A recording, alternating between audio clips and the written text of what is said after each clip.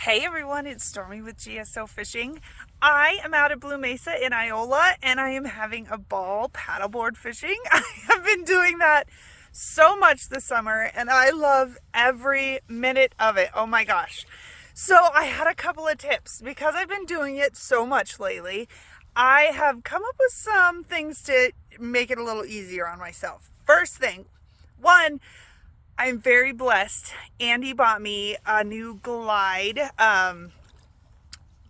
fishing paddleboard, which has, I'll show you, it has these awesome rod holders. It's got like the stuff in the front like usual, and I can just hook my bag to the front and I don't have to worry about it. And then it has some rod holders in the back too, if you can see those. But one tip I have is when you're paddleboard fishing, you're really close to the water. I don't want to stand up. I'm just going to sit. So you're really close to the water. And so a big long fishing pole is kind of a pain in the butt, especially if you like get the line wrapped around the tip. You got to kind of slide it behind you and fix the rod. And it's been kind of a pain. So I had this idea. And today I brought out my ice fishing rods. And oh my gosh, game changer. Now, you cannot really, well, kind of. You can kind of cast with your ice rods, but if you are like casting, that's not going to work.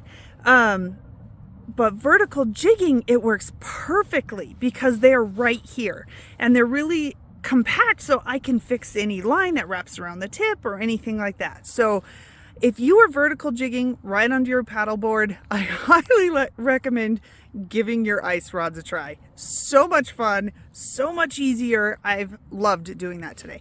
And then the other thing is I brought my kayak paddle instead of my paddleboard paddle because I'm sitting, I'm not standing, and it's so much easier to steer. Like I can steer one-handed right now. Well, kind of. I'm on video, so that doesn't work. But I can turn around.